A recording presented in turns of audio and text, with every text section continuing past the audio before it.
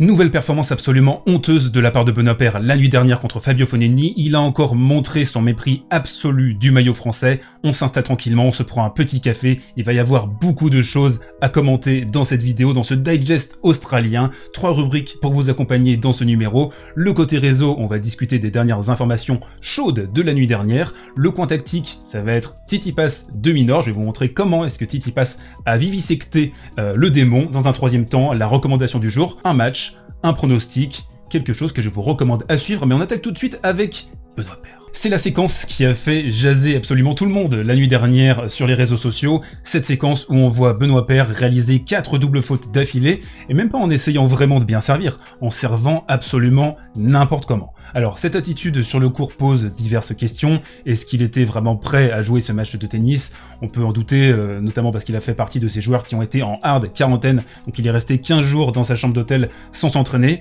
Alors certains, comme Pospisil, on les a vus multiplier les exercices physiques. Benoît Paire, je pense qu'on a fait un petit peu de vélo et c'est tout pour s'entraîner. Toujours est-il que, eh bien, on a toujours cette question de l'hygiène de vie de Benoît Paire, de sa préparation, de son approche mentale des événements. Là, clairement, c'était absolument défaillant. Dans le premier set, on peut le dire, clairement, il a craché sur ce match. Il a craché aussi sur ce qu'il représente à la ATP Cup, parce que vous jouez pas simplement pour votre pomme, vous jouez aussi pour représenter votre pays. On voit bien Fognini, Paire et les drapeaux à côté. Donc, on a eu clairement un énorme foutage de gueule de la part de Benoît Paire, au moins sur ce premier set. Dans le deuxième, c'était peut-être un petit peu mieux. Et le truc aussi, je pense que c'est un bon point de réflexion pour vous, pour analyser ce qui se passe avec ce joueur, c'est que, est-ce qu'on serait pas un petit peu manipulé par Benoît Paire? Est-ce que vous pensez que c'est pas un joueur qui est conscient que ces débordements vont être archi commentés, et du coup critiqués, par exemple dans cette vidéo, et bah pour lui ça va être une manière de se victimiser, de dire regardez, les haters, tout le monde me déteste, vous me comprenez pas, avec des petites stories sur Instagram pour repousser tout ça, pour faire un peu bah ça m'atteint pas, vous pouvez raconter des trucs négatifs sur moi, moi je reste droit dans mes bottes, je sais ce que je vaux. Et en fait il y a une double lecture, il y a quelque chose de très malsain dans cette approche, dans cette relation avec le public. Par exemple en conférence de presse il a déclaré j'ai fait ce que j'ai pu aujourd'hui, malheureusement ce n'était pas suffisant. Comment est-ce que vous pouvez déclarer ça quand vous avez montré ce que vous avez montré dans le premier set? C'est absolument hilarant de dire ça n'a aucun sens. Et donc en fait on a cette posture face à la presse, on va essayer de se défendre, on va essayer de dire ouais voilà j'ai fait le mieux possible, j'ai tout donné, mais d'un autre côté on voit bien que sur le court, eh bien il y a un langage corporel qui dit qu'il en a rien à cirer, et en disant ce n'est pas simple après 14 jours, je suis triste pour l'équipe, oui, mais c'est surtout l'équipe qui a été triste de te voir complètement saborder ton premier set contre Fognini, et je pense que il est grand temps que ce joueur se fasse recadrer, soit par l'ATP avec une sanction. On a vu Kyrgios, pas plus tard qu'il y a 2 ans, se faire bannir pendant quelques semaines.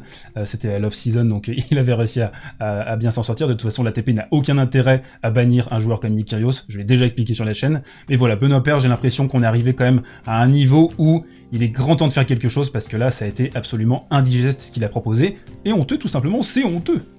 C'est honteux! Et si encore ce n'était que ça, alors là, on va être sur un bashing franco-français hardcore sur cette vidéo, j'en ai conscience, mais on a eu aussi une petite blessure à l'épaule de Gaël Monfils, qui a eu du mal à terminer son match, mais surtout, toujours ce bullshit avec ce joueur. Donc il a son nouvel entraîneur Günther Bosnick qui a dit il peut gagner un titre du Grand Chelem. On en est encore là, le joueur il va avoir bientôt 35 ans, on en est encore là avec Monfils, avec cette espèce de mitonnerie. On n'arrive pas à se dire en France que ce joueur ne gagnera jamais rien de grand. C'est pas un mal, c'est un joueur qui a fait une très belle carrière, qui est top 10, c'est un joueur avec des capacités athlétiques très très fortes, c'est un grinder, défenseur, voilà. Il a des qualités, j'aime bien sa personnalité aussi, ça a l'air d'être un chic type, mais c'est pas un mec qui peut gagner un Grand Chelem, surtout pas quand vous vous préparez. Et ça c'est mon screenshot perso, quand vous vous préparez, donc ça c'était 6 jours avant son match contre Berrettini, sur Call of Duty Warzone, à finir à 4h30 du matin et à jouer, donc vous voyez sur le cadre rouge, 6h20 d'affilée. C'est pas du tout une préparation adéquate pour aller remporter un Grand Chelem, pour se préparer pour les grosses échéances. On sait que dans le tennis, il faut avoir une préparation invisible, irréprochable, la bouffe, le sommeil, tout ce qui est récupération, et là clairement, en plus sur Twitch, donc affiché au vu et au su de tout le monde, il y a des manques flagrants de la part de Gaël Monfils, et on est toujours dans ce discours complètement bullshit de se dire ce mec peut gagner un Grand Chelem. Bah non, désolé, je t'adore Gaël, mais t'as aucune chance de gagner l'Open d'Australie, aucune chance d'aller loin. C'est encore une fois du bullshit, de communication, et voilà, ça commence à me gonfler, ça fait 15 ans qu'on nous rabâche ces conneries. Eh bien non, il est peut-être grand temps de dire la vérité, de enfin se dire qu'on a une équipe de France qui n'est pas bonne, et vivement la relève. Les propos d'ailleurs en conférence de presse ont été, camoulox. J'essaie de changer plusieurs choses dans mon jeu, aujourd'hui c'était un peu flou. Ok, bah si c'est toujours flou dans ta tête tes schémas de jeu alors que t'as 34 ans, tu sais pas encore si tu dois jouer attaque ou défense, t'es encore en train d'essayer de changer les choses, voilà, c'est louable hein, d'essayer de s'améliorer petit à petit. Rafael Nadal, je suis vraiment en train de comparer Rafael Nadal et mon fils, mais Rafael Nadal aussi implémente des nouvelles choses dans son jeu, Novak Djokovic, Roger Federer, Dominic Thiem, c'est normal d'avoir une constante évolution, mais là d'être dans le flou alors que vous vous dites que vous êtes capable de gagner un grand chelem, bref, je pense que j'en ai assez dit. Il y a surtout, plus grave, un problème d'épaule qui va peut-être lui poser des problèmes à l'Open Australie, on espère en tout cas que ça va aller bien, on n'est pas là pour défoncer, pour faire du bashing anti-français, c'est juste que là bah, ça a été cataclysmique la nuit dernière, et c'était malheureusement prévisible. On enchaîne plus léger cette fois-ci, plus détente, le coin tactique, et le match que j'ai décidé d'isoler, c'est le Tsitsipas de Minor. Alors je vous préviens, je vais beaucoup suivre Tsitsipas en 2021, j'attends beaucoup de lui, je trouve qu'il avait eu un petit plateau de progression en 2020, malgré un beau Roland Garros, un très beau match contre Novak Djokovic, et surtout on avait deux choses essentielles à noter sur le travail qu'il aura effectué pendant l'intersaison, c'est le service d'abord, dans un premier temps. Si vous suivez attentivement la carrière du joueur grec, du prodige grec, vous savez que son service pose problème surtout sur l'atterrissage, quand il sert notamment, alors on va dire qu'il sert ici contre de Minor, s'il se prend un retour dans ce long de ligne, il peut avoir cette tendance donc à servir et à retomber légèrement côté gauche. Ce qui fait qu'il n'a pas cet appui immédiat pour aller faire la course et aller récupérer la balle ici. Le truc c'est que c'est un joueur d'1m93, c'est un joueur qui devrait avoir un service monstrueux, très efficace, il est très bon, mais il a donc ce petit défaut, et j'ai remarqué que ce matin, ça avait été légèrement corrigé, on a vu aussi sur les réseaux sociaux, passer ça, je fais un check à Tissyfam, qu'il avait bossé cet aspect pendant l'intersaison